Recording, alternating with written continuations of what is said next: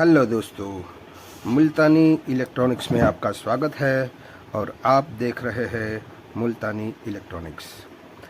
आज मैं आपके लिए लाया हूं एक नया टॉपिक जो एसएमपीएस से रिलेटेड है कि एसएमपीएस में बिना TL 431 वाला फीडबैक, यानी कि अब तक के एसएमपीएस में हमने देखा है कि TL 431 यहाँ पर लगा हुआ होता है और आज एक नया डिज़ाइन जो किसी एसएमपीएस में आता है कि 431 की जगह पर एक फिक्स जीनर डायोड लगा दिया जाता है और उससे फीडबैक सर्किट बनाई जाती है। तो यहाँ से लेकर यहाँ तक का एरिया जो है हमारा वो फीडबैक सर्किट कहलाता है और वो कैसे काम करता है मैं आज आपको बताऊंगा। और मैं साथ ये भी बताऊंगा कि हमारे आउटपुट यहाँ कौन सा चाहिए, उसके मुताबिक यहाँ पर जेनर कौन सी वैल्यू का डालना पड़ेगा वो भी मैं आज आपको समझाऊंगा। तो सबसे पहले हमें ये जानना है कि इस डिज़ाइन में ऑप्टो कपलर तो होता ही है, मगर सिर्फ और सिर्फ TL 431 की जगह एक फिक्स जीनर लगाया जाता है। तो अब ये काम कैसे करता है तो आप समझेंगे कि सबसे पहले हमें ये जानना है कि इस ऑप्टो कपलर जिसकी पिन नंबर 1 और 2 के बीच एक LED लगी हुई होती है जिसको मिनिमम वोल्टेज की ज़रूरत होती है 0.8 वोल्ट, जिससे वो ग्लो करेगी। ये LED 0.8 वोल्ट देने से ग्लो करेगी, जल उठेगी। अब इससे कम देंगे तो वो ये बंद हो जाएगी। तो अब हमें इस 2 नंबर पिन को यहाँ डिज़ाइन में बताया गया है कि ग्राउंड किया है तो इसको नेगेटिव तो डायरेक्ट मिल जाता है और पॉजिटिव में इसे 0.8 वोल्ट यहाँ रेफरेंस पॉइंट पर आने चाहिए। अब मान लीजिए कि यहाँ पर हमने दिया है 12 वोल्ट आउटपुट का ये एसएमपीएस है, तो इसमें किस वैल्यू का जीनर लगा होगा उसका हम अंदाज़ा लगाएंगे। तो हमें ये तो पता चल गया कि यहाँ रेफरेंस पॉइंट पर यानी कि इस LED को 0.8 वोल्ट की ज़रूरत है इससे जलने के लिए। तो हमें 12 में से 0.8 यानी कि जो 12 है उसको माइनस कर देते हैं 0.8 से, तो हमारा आंसर मिलेगा 11.2 वोल्ट। यानी कि हमें यहाँ पर 11.2 वोल्ट का जीनर डालना पड़ेगा, तब जाके यहाँ 0.8 वोल्ट रेफरेंस पॉइंट पर मिलेगा और एक नंबर में जाएगा। अब होता क्या है कि जीनर का काम ये होता है, जीनर डायोड का काम ये होता है कि वो जिस भी वोल्ट का हो, मान लीजिए कि ये 11.2 वोल्ट का जीनर है, तो जब तक यहाँ 11.2 वोल्ट आएंगे तब तक वो अपने कैथोड पर वोल्टेज को रोके रखेगा। वो यहाँ पर 11.2 वोल्ट ब्लॉक करेगा, यानी कि वो 11.2 वोल्ट तक वो कैथोड टू एनोड पास नहीं करेगा। 11.2 के ऊपर जो भी वोल्ट आएगा उसको वो पास कर देगा। तो आप समझ सकते हैं कि 12 में से 11.2 यहाँ रह जाएंगे, तो आप 12 में से 11.2 आप इधर कम करेंगे तो आंसर मिलेगा 0.8 वोल्ट। यानी कि 11.2 वोल्ट को ही ये रोकेगा, 12 में से ऊपर के जो 0.8 वोल्ट है उसको ये पास करेगा।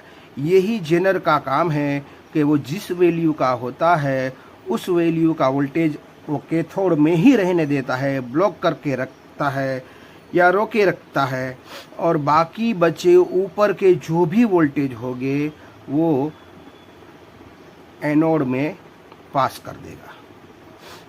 अब एक सवाल ये भी उठता है कि यहाँ 12 की जगह 11 दे दो तो हमें क्या होगा। तो हमेशा जेनर अपनी वैल्यू से कम वोल्टेज मिलेगा तो वो कुछ भी पास नहीं करेगा, क्योंकि इसका बनावट ही इस तरह का है कि वो अपनी वोल्टेज का जो भी हो उससे ज़्यादा होगा वही उसको जाने देगा, यानी कि पास करेगा। तो अब यहाँ पर हमें 0.12 वोल्ट यहाँ से देने पर 11.2 वोल्ट का जीनर डालने से हमें 0.8 वोल्ट यहाँ पर रेफरेंस पॉइंट पर मिलेंगे। जो ज़रूरत है इस एलईडी को 0.8 वोल्ट की, तब जाके ये एलईडी जल उठेगी, जिससे रोशनी पैदा होगी। वही रोशनी इस फोटो ट्रांजिस्टर जो ऑप्टोकपलर के अंदर ही बना होता है उसके बेज पर ये रोशनी पड़ेगी, जिसकी वजह से इसके बेज में रोशनी पड़ने की वजह से कलेक्टर टू एमिटर कंडक्ट होगा।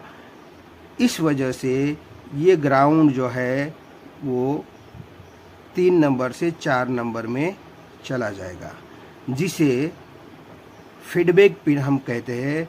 तो यहाँ पर नेगेटिव वोल्टेज यहाँ से यहाँ जाते हैं, इसीलिए हम इससे कहेंगे नेगेटिव फीडबैक।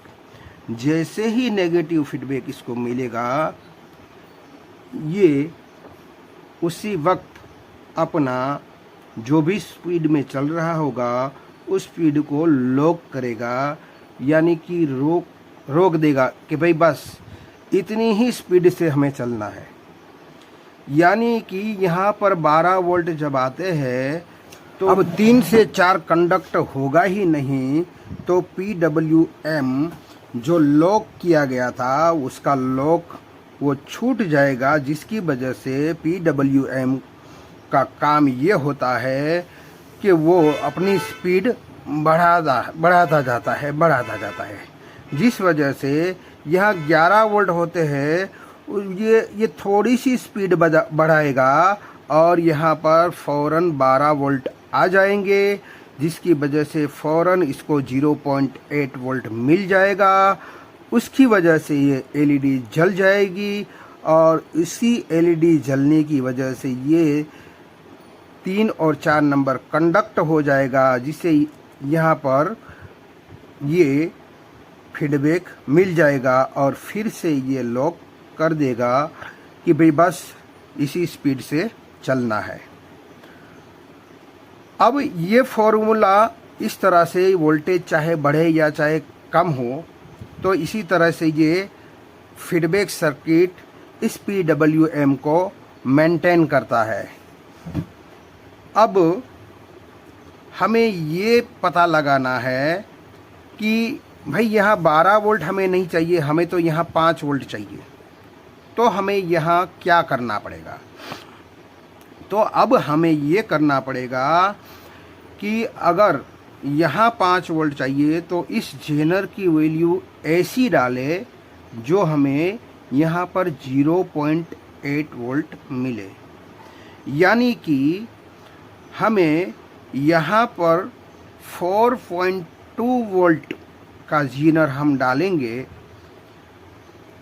तो हमें यहाँ 0.8 वोल्ट मिलेंगे। मगर फिर से PWM के पास जाएंगे हम कि यहाँ 4.2 वोल्ट का हमने जेनर डाला है, तो यहाँ से 0 से वो PWM IC स्विचिंग करना शुरू कर देंगी।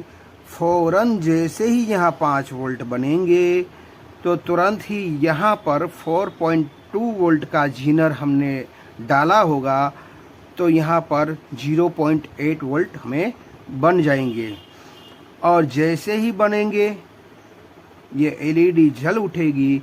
इस एलईडी के जलने से ये 3 नंबर और 4 नंबर कंडक्ट हो जाएगा और उसी 5 वोल्ट की जो भी स्पीड में ये PWM चल रही होगी, इसे फीडबैक मिलने से वहाँ लॉक लग जाएगा कि भाई बस अब हमें इसी स्पीड से चलना है, यानी कि वो 5 वोल्ट की स्पीड से ही चलना शुरू कर देगा और वैसे ही चलता रहेगा।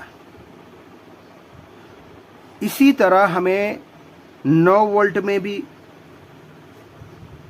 अब उसे कन्वर्ट करना है तो क्या करें। तो अब 9 वोल्ट यहाँ देंगे तो हमें यहाँ पर देना पड़ेगा 8.2 वोल्ट का जीनर, जिससे 9 वोल्ट में से 8.2 वोल्ट आप माइनस करोगे तो हमें 0.8 वोल्ट बनेगा, और 0.8 वोल्ट बनेगा तो एलईडी जल उठेगी और 3 और 4 कंडक्ट हो यहाँ पर फीडबैक मिल जाएगा।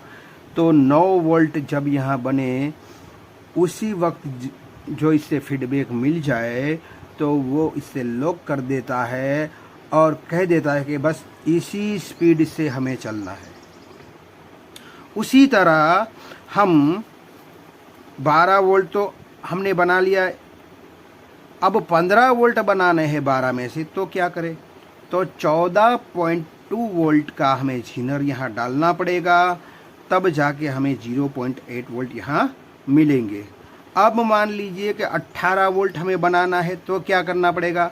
तो 18 वोल्ट हमें आउटपुट चाहिए अगर, तो हमें जीनर यहाँ 17.2 का डालना पड़ेगा, जिससे हमें यहाँ पर 0.8 वोल्ट मिल जाएंगे, जिससे फीडबैक बन जाएगा और उसी स्पीड से वो चलने लगेगा। अगर 24 वोल्ट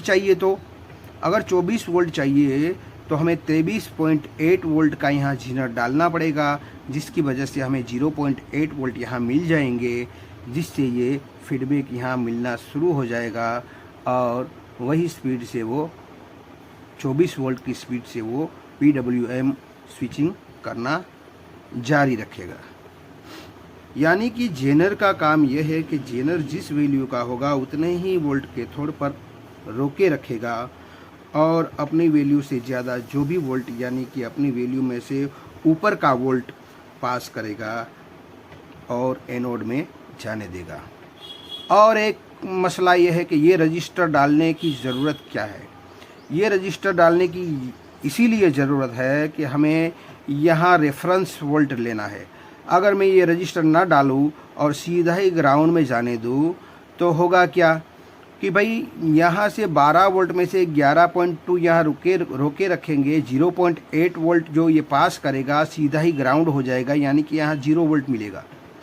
तो 0 वोल्ट न मिले, इस वजह से इस रजिस्टर को हमें यहाँ लगाना पड़ेगा ताकि हमें रेफरेंस वोल्ट 0.8 वोल्ट यहाँ मिल जाए। तो आई होप कि आपको समझ में आया होगा। तो अगर समझ में आया है और तो आप कोई आई होप कि आपको ये वीडियो समझ में आया होगा। अगर समझ में आया है तो आप लाइक कीजिए, सब्सक्राइब कीजिए और बेल आइकन को प्रेस कीजिए और कमेंट कीजिए। खुश रहिए, शब्बा खैर।